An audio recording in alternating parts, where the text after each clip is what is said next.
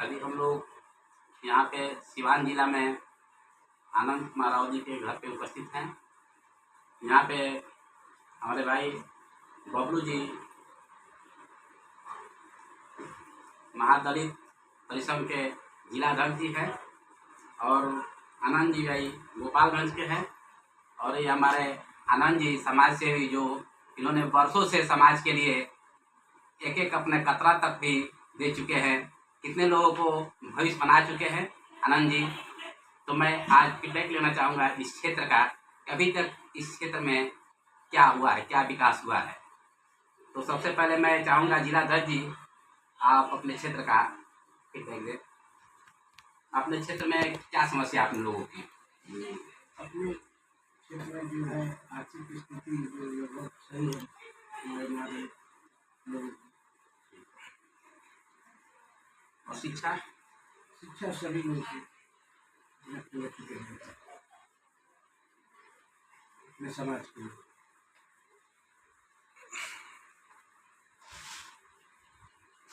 ऐसा तो नहीं है कि अपने समाज के लोगों में हाई स्कूल इंटर तक ही तक का सोच है? नहीं, आगे भी शिक्षा ग्रहण कर रहे हैं। हम लोग का समाज अभी इस क्षेत्र में पिछड़ा है कि पहले से स्थिति ठीक है? पहले से बहुत। जब से आप जिलाध्यक्ष बने हैं तब से अपने क्षेत्रों में भ्रमण किए, क्या दलितों की स्थिति रही, महादलितों की क्या स्थिति रही? हाँ, दलित में तो बहुत जाति आते हैं, जो मेहतर जाति है बहुत ऊपर, तो उनको पहले डेवलपमेंट किया है।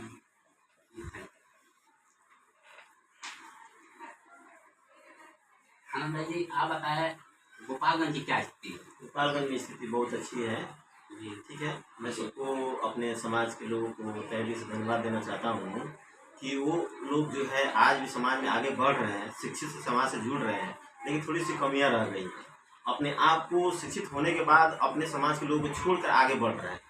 लेकिन मैं चाहूँगा कि थोड़ी सी अपने शिक्षा को प्राप्त किए हैं उसमें से दूसरे को भी बांटें और उनको साथ लेके आगे चलें, ताकि हम एक साथ बढ़ें और अपने समाज के लोगों को निखारें और समाज में हम एक साथ बैठ कर उस पर चर्चा करें, विकास का मंथन करें, शिक्षा का मंथन करें, ताकि हमें लगे कि हम अपने समाज को आगे बढ़ाएं। जी, बेटी रोटी पर आप क्या कहना चाहेंगे? बेटी रोटी की जो आजकल बहुत नेता लोग कह रहे हैं बेटी रोटी करेंगे, तो इस पे क्या हम लोग देखिए, मैं अपने समाज के लोगों को बेटी की रोटी की बात है, हम अपने बहन या बेटियों को पढ़ाने के लिए शिक्षा के लिए भेजते हैं, लेकिन उसकी मजबूरी को हम लोग फायदा ना उठाएं, बल्कि और समाज में आगे निखारें, शिक्षा से जुड़े, उसको बताएं हम समाज में क्या बनना चाहते हैं, क्या आपको हम बनाना चाहते हैं, उसको शिक्षा का मार्ग बताएंगे ताकि वो बढ़े और दूसरे को देख के आगे बढ़े और अपने बच्चे को पढ़ाए, बेटी को भी पढ़ाए और बच्चे को भी पढ़ाए। जी, जैसे कि अभी शिक्षा पे लोग बेटी रिश्ता लोग कहते हैं। पहले ये था कि सिवाने में शादी हो जी, पहले ऐसा होता था जी, बलिया का बलिया में हो, गाजीपुर में हो। इस पे आप क्या कहना चाहेंगे? आदान प्रदान होना चाहिए? मैं ये कहना चाहूँगा कि आदान प्रदान 100% होना चाहिए, ताकि हम वहाँ के समाज से और अपने समाज से मिल के जुड़े और वहाँ के कुछ अच्छाइयों को प्राप्त करें, यहाँ के कुछ अच्छाइयों को बताएं और हम और आगे बढ़ें। ठीक है, और ये समाज जो है यहाँ से वहाँ जाएगा और वहाँ से यहाँ आएगा, तो वहाँ के समाज के कुछ उसूल जो है, बनावट है, रहन सहन है, हमको जानकारी होगा और हम यहाँ जाएंगे तो वहाँ से जाएंगे तो वहाँ भी अपने रहन सहन, स्वभाव और जानकारियाँ बांटेंगे ताकि हम आगे बढ़ें। धन्यवाद जो आपने बेटी बेटी से लेकर के समाज के हर पीड़ित व्यक्ति को आप ऊँचा उठाने का प्रयास किए। और मैं उस शख्स को मैं मंत्र पूछना चाहता हूँ इस क्षेत्र का, जिन्होंने गाजीपुर बलिया और ये सिवान जिला पटना उतना सारे जगहों पे घूमते हुए उस समय संघर्ष किए जिस समय कि अपने समाज के लोग कोई खड़ा नहीं हो रहा था। माननीय आनंद जी, आप इस आज तक आपने पहले क्या स्थिति थी, आज अपने समाज में क्या स्थिति है? जय भीम साथियों, मैं आनंद रावत। पूर्व में जो व्यवस्था थी हमारे समाज का, जो रहन सहन था, बहुत दयनीय था। समाज की जो हमारी बहन बेटियां जो थी, सुबह सुबह सर पे मैला ढोने का काम करती थी। उस समय मैं इंटर में पढ़ाई करता था। अब जब मैं अम्बेडकरवादी विचारधारा वाले लोगों से जब मैं मिला, संगठन बहुत सारे लोग चला रहे थे, सभी लोग ने हमको निमंत्रण दिया, बुलाया। तो जब मैं अम्बेडकर साहब को जाना तो मेरे अंदर एक क्रांति आई, मेरे अंदर एक ऊर्जा आया कि हम आज़ादी के बाद हम लोग कहाँ हैं। हमारे और हमारे समाज के लोग तो मतलब एक जानवर की ज़िंदगी जी रहे हैं।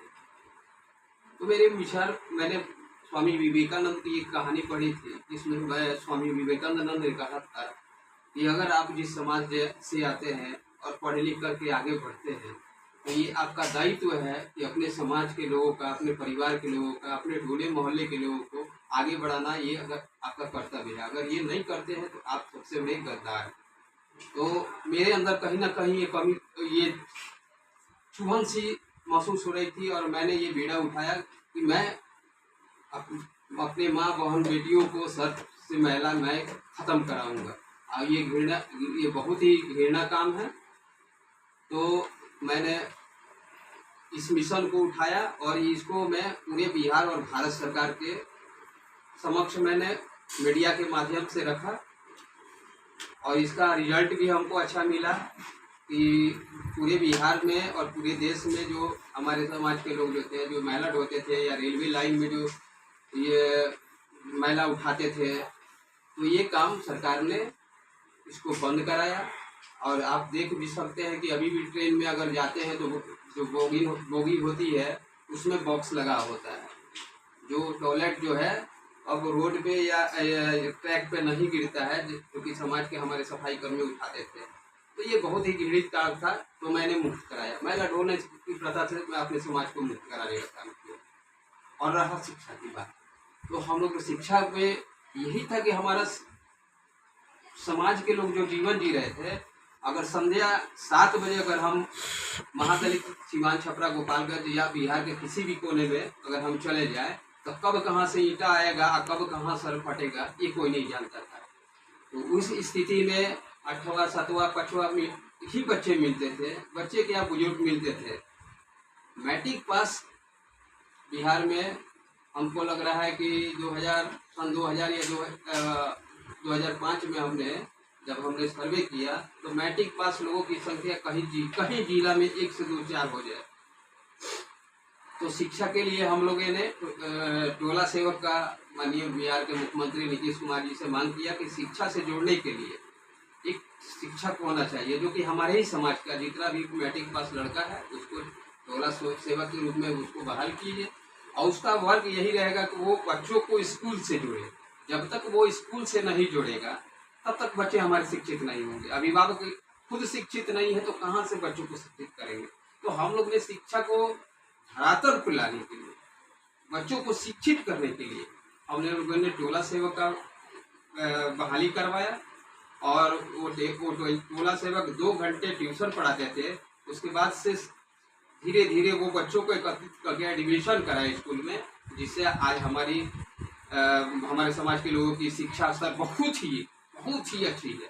और खास करके बच्चियों का, आज जो बच्चियाँ ना पढ़ती थी, चक्का चूल्हा में ही रहती थी, 13 या 14 साल की उम्र में उसकी शादियाँ हो जाती थी, 16 साल में वो माँ बनती थी, अब 35-40 आ जाती वो ख़त्म हो जाती थी, कुपोषण का शिकार हो जाती थी। इस सब पे जब बच्चियाँ हमारी जब शिक्षित हुई तो ये खुद अपने आप को डेवलप की, उस परिस्थिति से खुद निकली।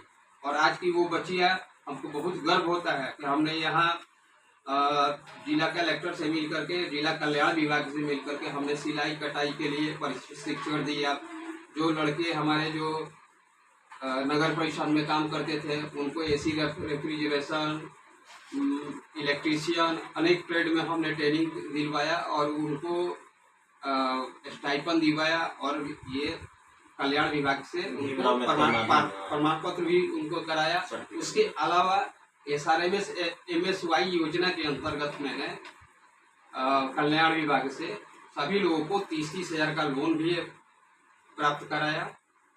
और अभी भी मैं बैंक में हूँ, स्टेट बैंक में हूँ, जिससे मेरी दाल रोटी चलती है, लेकिन मैं अपने समाज के लिए आज भी समर्पित हूँ। किसी का देखा जा रहा है कि समाज में, हम लोग के समाज में फिलहाल वाल्मीकि हम लोग समाज से ही है, कुछ IAS अधिकारी इस समय निकले हैं, बच्चियाँ हैं, बच्चे भी हैं।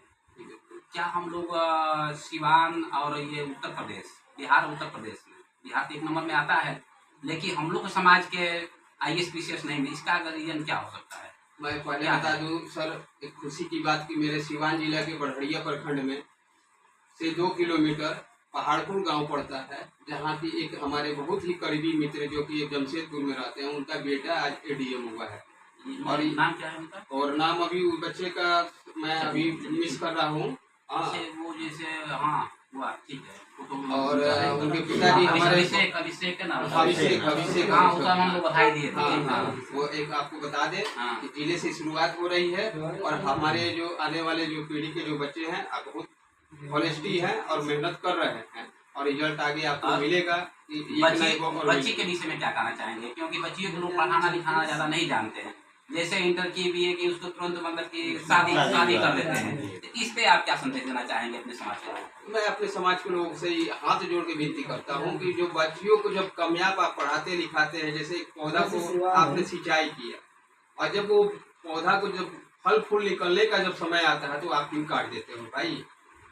मैं अपने समाज के लोगों से ये एक संदेश भेजता हूँ कि मैं नम्र निवेदन करता हूँ कि कम से कम बेटियों को कम से कम MA कराइए, ताकि वो किसी भी विद्यालय में पढ़ा सके या पढ़ सके या ये जीवन यापन कर सके।